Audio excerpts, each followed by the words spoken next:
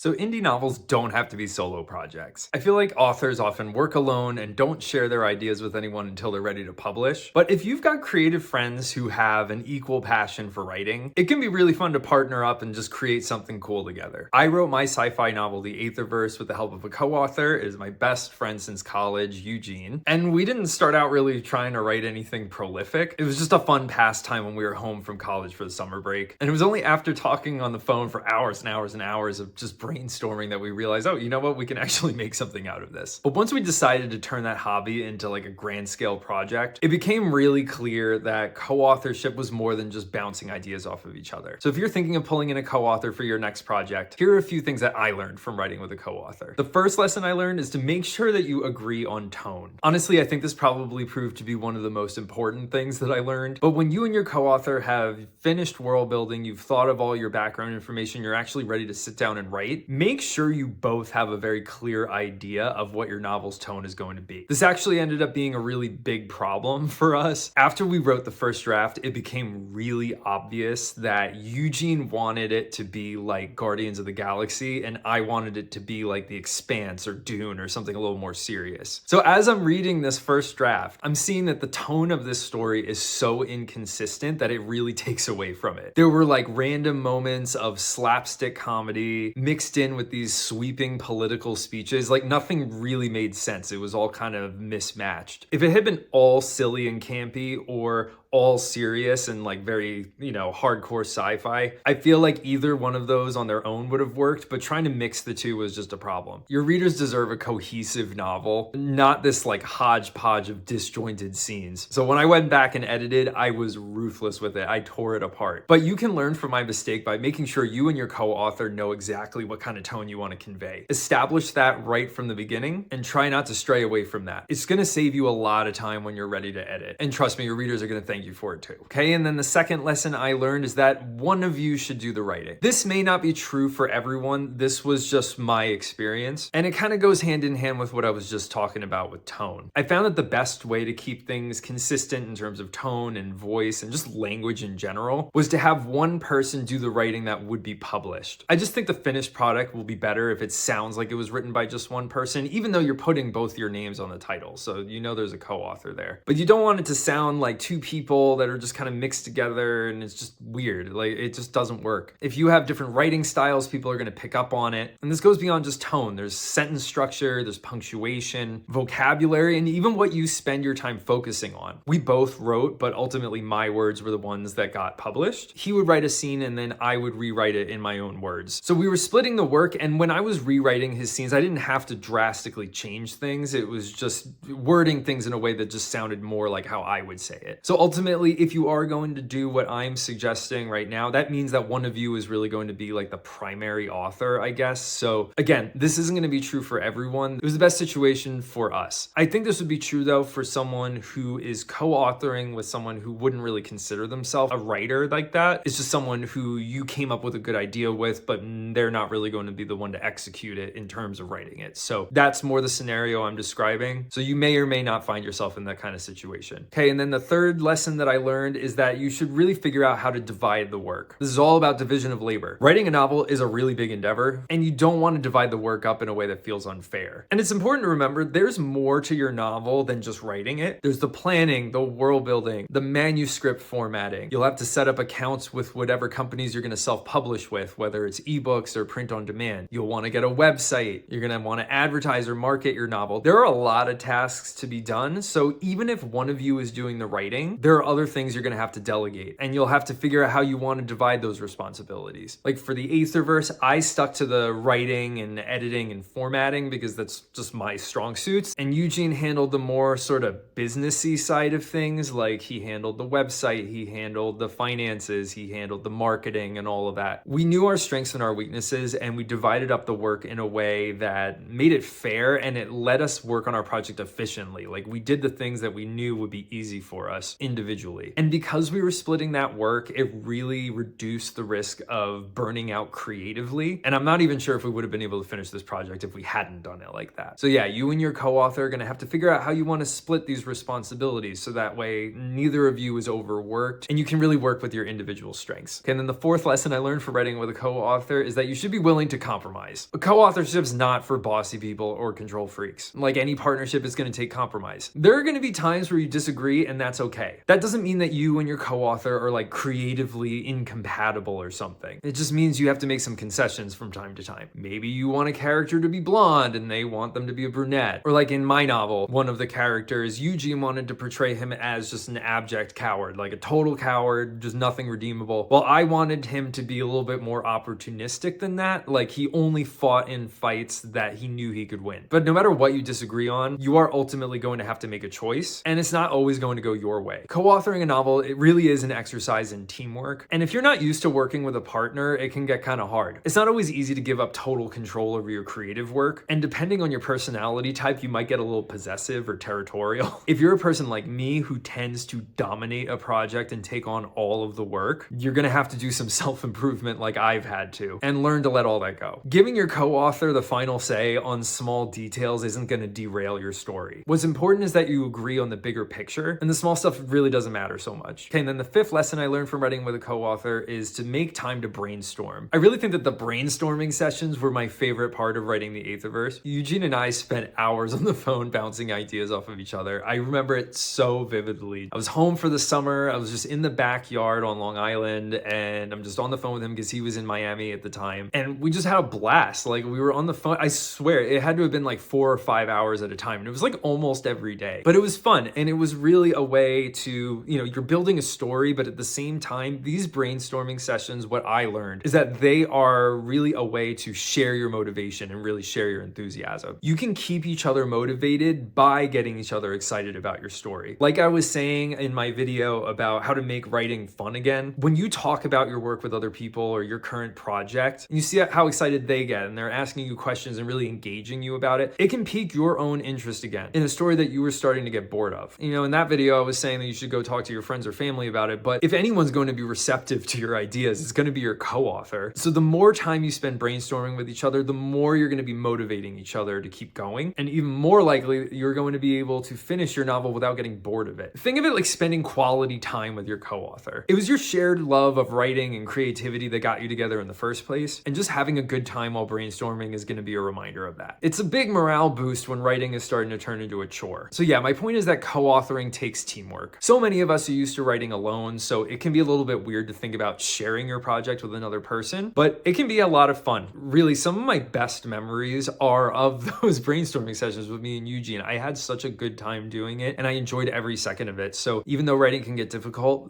that was probably one of the times where it was easiest for me, because I had someone there to kind of cheer me on as I was losing motivation, and I could encourage him when he was losing motivation. It was fun, and he's my best friend, so it was just it was a good time. And I think that you could have just as good of a time with a friend of yours, or just someone that shares an interest with you in writing and has an idea for a story that you really like that you can build up together. I think it's a really good experience writing with another person, so I would definitely suggest doing that. The thing is that you just need to figure out how to make it work, because you are dealing with another human being and people don't always see eye to eye. So you need to be able to work through any differences you might have, and you really need to figure out how to divide up the work fairly. If you ever co-authored a book and there are lessons that you learned from that, please comment below. I'd be interested to see what kinds of things you took away from that experience. And if you found this interesting or helpful, please like and subscribe, follow me on social media. And as always, thank you for watching. God bless.